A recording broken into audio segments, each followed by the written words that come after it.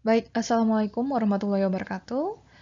Untuk penjelasan kali ini, setelah needs analysis, kita akan membahas faktor lain dalam menentukan apakah akan mengembangkan kurikulum atau tidak, yaitu dengan melakukan situation analysis atau analisis situasi. What is situation analysis? Jadi ini ada pengertian situation analysis. I hope that you have already read the whole slides of the presentation. Jadi dari penjelasan ini dapat kita ketahui bahwa analisis situasi adalah analisis faktor dalam proyek pembuatan kurikulum baru atau kurikulum yang telah ada yang bertujuan untuk menilai situasi apa yang kira-kira akan memberikan dampak apa terhadap kurikulum yang akan kita kembangkan atau yang akan kita perbarui.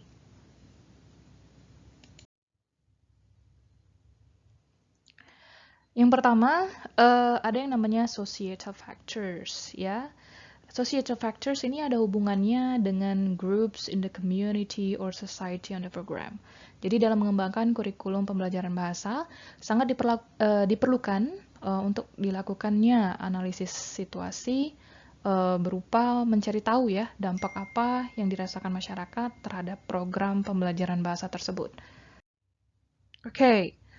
Berikut groups yang akan dilibatkan dalam situation analysis dan akan dicari tahu apakah dampak apa saja sih dampak yang mereka rasakan dengan adanya program pembelajaran bahasa yang akan kita rancang atau yang akan kita tawarkan. Mulai dari policy makers and government sampai ke students. I think I have already a bit, discussed about them in the previous meetings. Di sini ada questions to be answered. Questions to be answered di sini seperti guidelines ya, yang akan mengarahkan kalian atau siapa saja yang ingin mengembangkan kurikulum terkait societal factors. Untuk skala nasional ya, untuk melakukan analisis situasi, berikut pertanyaan-pertanyaan yang bisa menjadi guideline. Mulai dari what current language teaching policies exist and how they are viewed, sampai ke pertanyaan yang terakhir, what community resources are available to support the innovation such as radio, television, and the media. Ya, berikutnya di sini ada examples of the impact of societal factors on language curriculum project. Jadi dari tadi kita bahas terus ya, societal factors, impact, kemudian situation analysis. Contoh konkretnya itu bagaimana, Miss? Jadi misalkan di sini ada kasus in an EFL country, let's say EFL country-nya di sini Indonesia ya. A new English course is developed for secondary schools. Jadi katanya ada kursus bahasa Inggris baru di Indonesia ini akan dibangun.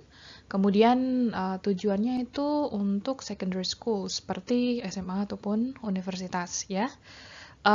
Kemudian yang dilakukan setelahnya adalah mungkin rapat. Ya, jadi di rapat ini banyak yang hadir, mulai dari petinggi kursus, kemudian ada konsultan atau consultant, kemudian ada juga namanya book publisher yang mungkin akan nantinya terlibat dalam pembuatan modul ya. Nah, setelah diadakan rapat, akhirnya English course ini berjalan ya. Setelah dievaluasi, setelah 2 tahun, ternyata banyak lulusan dari English course ini yang ditolak dari berbagai perusahaan misalnya di suatu kota, anggaplah misalnya di kota Palembang. Ternyata lulusan dari English course ini dianggap tidak mampu menggunakan bahasa Inggris aktif ya. Secara grammar mampu, namun secara komunikasi itu dirasa kurang. Nah, di sini kalau tadinya English course ini melakukan situation analysis, tidak hanya petinggi kursus, misalnya consultant, book publisher, teacher, kemungkinan besar seharusnya English course itu melibatkan yang namanya employer. Employer ini bukan karyawan ya, yaitu employee. Untuk employer, ini pihak-pihak yang akan merekrut lulusan dari English course. Jadi misalkan diundang si employers ini ke dalam rapat, jadi nantinya mereka akan mengemukakan pendapat bahwa untuk dunia kerja sepertinya materi-materi dari modul itu jangan seperti itu. Harus lebih banyak mengaktifkan kemampuan speaking atau listening dari lulusan, ya. Jadi bakal banyak sekali improvement apabila employers-nya datang dan mengemukakan pendapat seperti itu. Oke, selain societal factors, we also have project factors. Project di sini ya project kita dalam mengembangkan kurikulum ya. Jadi proyek kurikulum biasanya dilakukan beberapa orang ya dalam satu tim. Tim tersebut harus beranggotakan orang-orang yang memang pakar dalam bidangnya sehingga didapatkan analisis situasi yang benar-benar mengkaji impact dari masyarakat terhadap program yang sedang berlangsung atau yang akan kita bentuk. Berikut seperti yang tadi, berikut pertanyaan yang bisa menjadi guideline terkait pembentukan tim untuk proyek pengembangan kurikulum. Mulai dari who constitutes the project group and how are they selected. Okay, until what is the time frame of the project? Is it realistic or is more or less time needed? Nah, di sini ada contoh seperti yang tadi. Di sini contoh terkait project factors. Di sini ada kasus a full-time writer needs help in developing a textbook series, ya. Oke, jadi ada writer dan dia akan mengembangkan a textbook series. Ya, di sini setelah dilakukan pengkajian katanya writer ini butuh 3 staff ya. Setelah dilakukan perekrutan didapatkanlah 3 sarjana, misalnya pendidikan bahasa Inggris untuk membantu penulisan buku tersebut ya atau modul.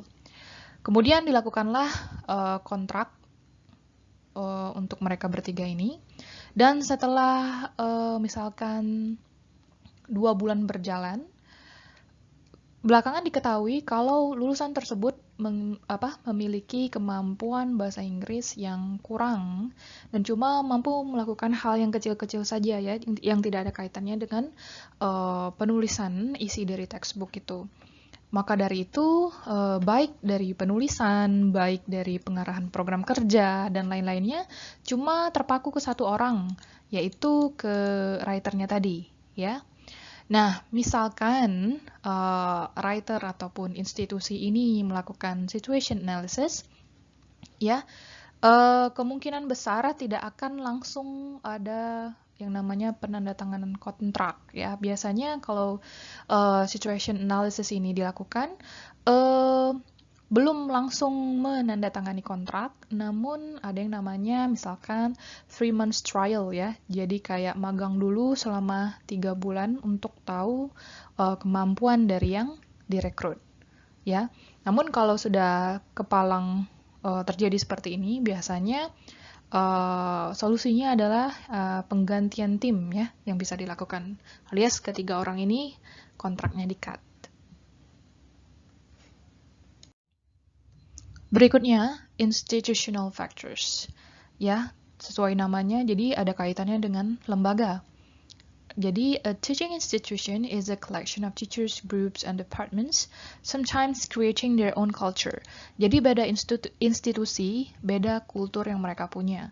Contoh di sini, in some situations, textbooks are the core of the curriculum and all teachers must use the books. Ya, jadi kadang-kadang ada institusi yang mengharuskan menggunakan buku A atau buku B ya. Tanpa adanya additional materials. Namun kadang-kadang ada juga di institusi lain di mana guru itu diberikan guideline saja, kemudian mereka diberikan kebebasan untuk menambah ya suplemen atau tambahan materi yang mereka rasa berguna atau mampu untuk meningkatkan kemampuan siswanya di kelas. Questions to be answered.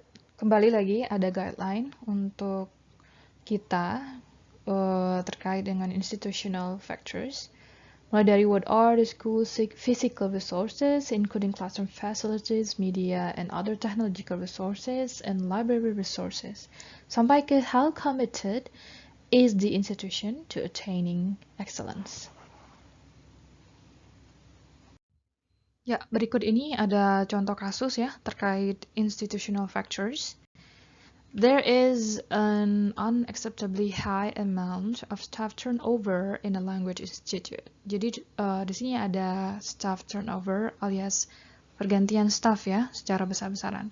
Dan ternyata di language institute ini, staff di sini ada beberapa dari mereka yang bukan murni staff tapi merupakan guru ya. Jadi guru-guru ini merangkap selain menjadi guru juga menjadi staff. Dan merasa beban menjadi guru dan menjadi staff secara bersamaan itu terlalu besar, maka guru-guru ini resign dan mencoba peruntungannya ke tempat lain. Kemudian Language Institute ini berinisiatif merekrut guru baru, dan setelah misalkan 1 bulan guru baru ini bekerja, ternyata ditemukan banyak sekali kendala yang dirasakan oleh guru baru ini karena tidak ada yang namanya asistensi atau bantuan dari guru-guru lama ya terkait apa yang harus mereka lakukan di sekolah tersebut atau di language institute tersebut.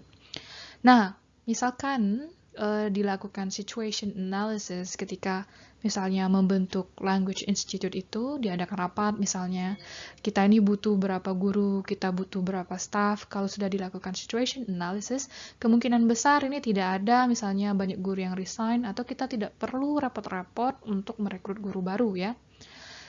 Misalkan dilakukan situation analysis, oh ternyata guru kita ini banyak yang merangkap menjadi staff. Jadi sebenarnya ada yang bisa dilakukan oleh Language Institute, yaitu dengan memberikan kenaikan gaji ya. Jadi gajinya dinaikkan karena ternyata bebannya terlalu banyak. Jadi kalau gajinya naik kan mereka akan termotivasi untuk melakukan 2 peran sekaligus. Nah, kalau misalkan dari awal sudah merasa bahwa rasio perbandingan guru dan staf, kemudian pekerjaan yang harus dilakukan, kemudian siswa yang harus diajar, itu tidak sebanding, sebenarnya Language Institute ini bisa merekrut staf baru atau guru baru. Jadi beban kerja itu merata. Selanjutnya ada teacher factors. Ya, jadi teacher factors ini yang merupakan faktor paling penting ya dalam penerapan perubahan dari kurikulum, dan di sini dinyatakan bahwa teachers itu berbeda-beda tergantung dengan kemampuannya ya, teaching experience, skill and expertise, training sampai ke beliefs and principles. Nah, seperti biasa di sini ada questions to be answered in relation to teachers factors. Ya, di sini ada contoh lagi terkait teacher factor. A program director in a private institute believes that teachers in his school should not use commercial textbooks but should prepare their own materials.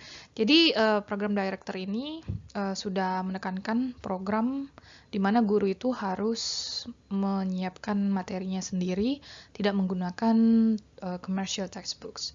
Ya, namun ternyata guru yang direkrut ya, kenyataannya guru yang dia rekrut ini tidak direkrut, tidak profesional dan dikontrak lepas ya.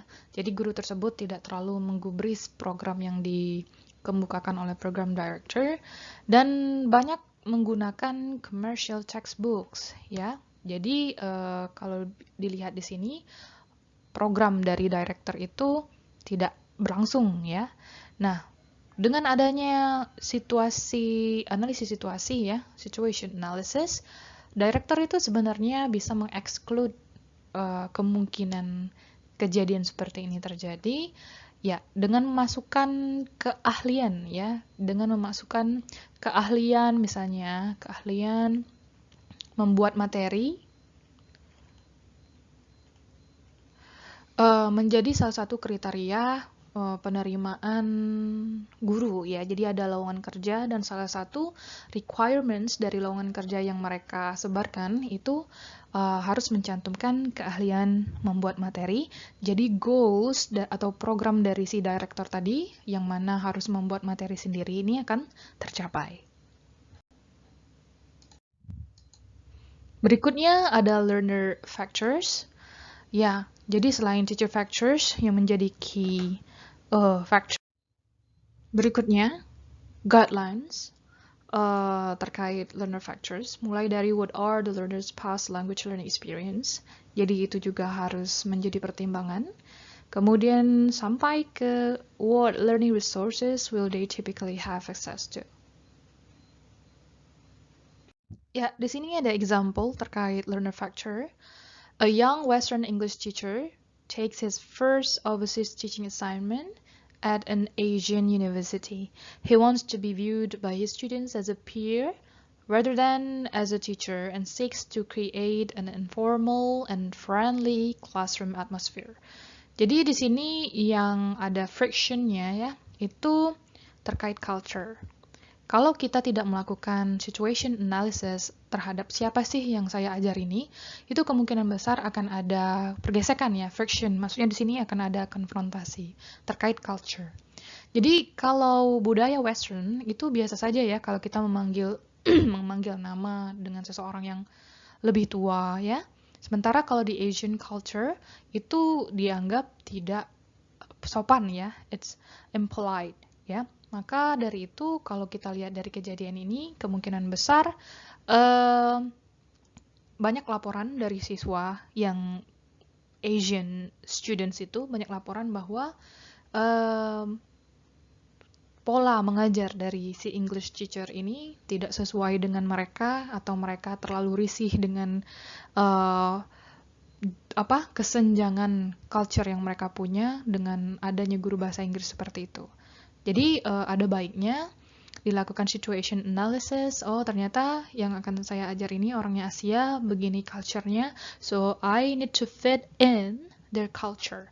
Jadi proses proses belajar mengajarkan berlangsung dengan lancar. Okay, I think that's all for today's explanation in relation to situation analysis. I hope you guys understand. Thank you for watching this video. Wassalamualaikum warahmatullahi wabarakatuh.